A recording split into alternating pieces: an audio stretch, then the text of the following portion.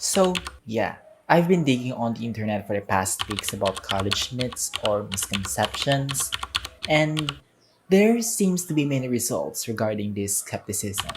But regardless of these given repercussions, the words myth and misconception provide a complete definition that these tiny to big details about college that I am going to talk about right now is completely untrue. Maybe you have grown up in a different perspective of what college is, or received a far too negative impression of what is life in college from different people. But despite those narratives, they are myths and they will remain as it is. From the millions of search results I gathered, I'll be discussing top 5 college myths that I'm sure a lot of you will relate to.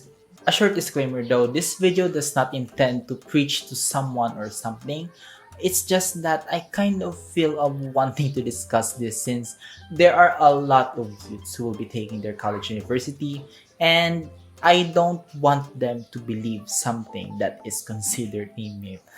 Okay, enough chatter. Let's just discuss the first myth.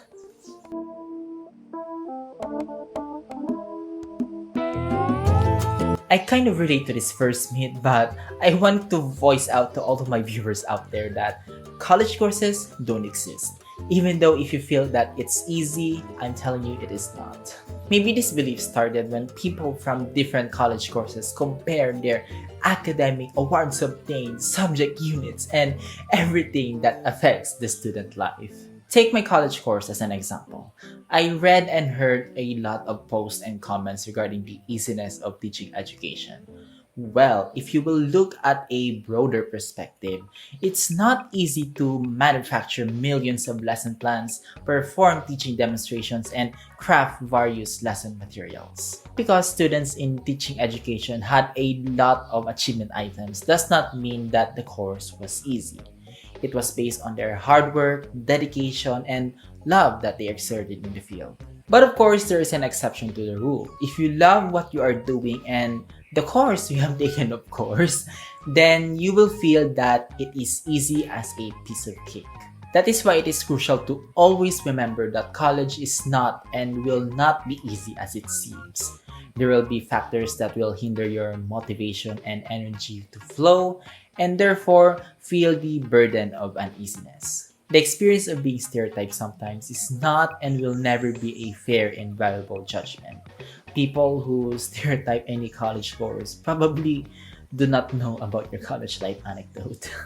Because of this myth, I wanted everyone to know that each course has a different level of difficulty.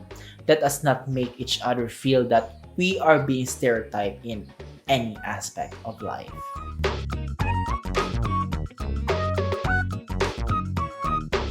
Our next myth tells that college is only open to smart learners. Okay, first and foremost, I highly disagree because education is widely open to everyone. What would be the possible purpose of education if it's not inclusive, right? You do not need to be gifted or possess superiority or any unusual mental powers to attend college.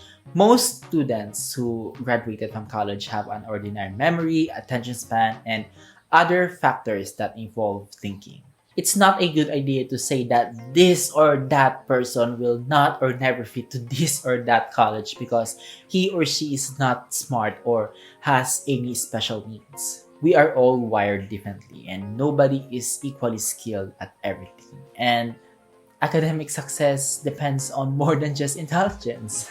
A smooth segue that supports my narrative is that there are some circumstances that intelligent students may have the possibility to fail. The possible reason behind it is that maybe that student lacks self-confidence, lacks self-esteem, or maybe is in shortage of self-strategy on how he or she will operate his or her life in college. In this scenario, we can finally conclude that academics do not only require intelligence because even though you have a high IQ, the other cues or quotients are also crucial. I came across a question that I found on Google and I wanted to highlight that good grades are not every intelligent person's goal. I know a lot of people who I can classify as intelligent ones, and they usually do not care if they will get an extreme number of nines or shining A's on their report cards. They do only care to pass and move on to the next level. Like, they are only considering academic achievements as a bonus for their hard work. I am not saying that you should not strive for the best on your end. I myself always put a lot of effort to achieve something. As I have mentioned a while ago, we are all wired differently. Different things work for different people. And the main point of this is to break the myth and understand that college is widely open to everyone.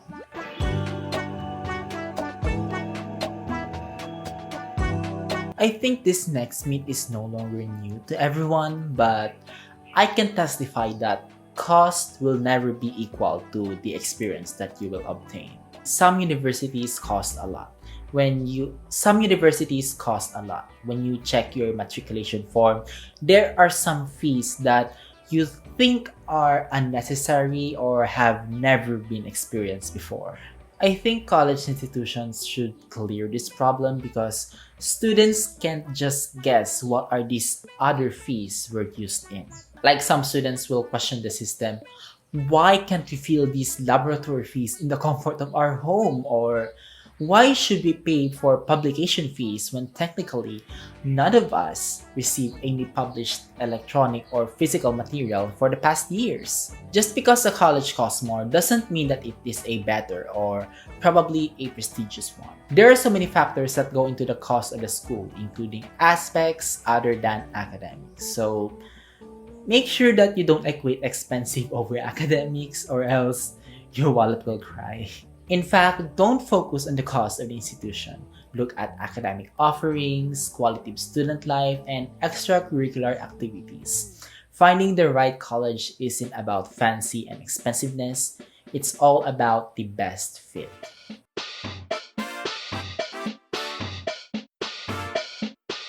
Our second to the last myth spreads like wildfire around the world. Yes, it's not true that college students should not attend classes. There are some professors who will announce during orientation week that they will not include attendance as part of their record. And because of this, the tendency of not attending synchronous or in-person classes increases. Missing classes contribute a lot of negative impacts, one of which is that it can hurt your grades badly since you did not attend the class and do not know what to do. It can also affect your time because you need to catch up on what you have missed and therefore put you in a big time crunch. College classes have a faster pace than high school classes, and you are expected to set your own schedule so that you know what to prioritize and when to perform such things in terms of academics. I observed classes that do not value attendance that much only have a little number of students who actually attended the synchronous classes in an online class. I know that online classes are hard due to external factors such as power interruption or internet connectivity problems, but I think professors should think twice before implementing a no checking of attendance policy. But going back to the myth, not attending classes just because attendance is not being monitored is just a waste of money because you pay for your classes. You spend a wholesome $1,000 for a single class. So skipping all the time is a waste of time and also a waste of money.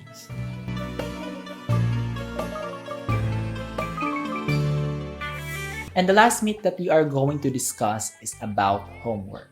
College professors are known for its hybrid personalities. Some are too nice to approach, and some seem to be looked at as mean or terror. And I will take this opportunity once and for all to spread the word that even though they have different personalities, it will not change the fact that they will treat us as adults because college molds us to be like one.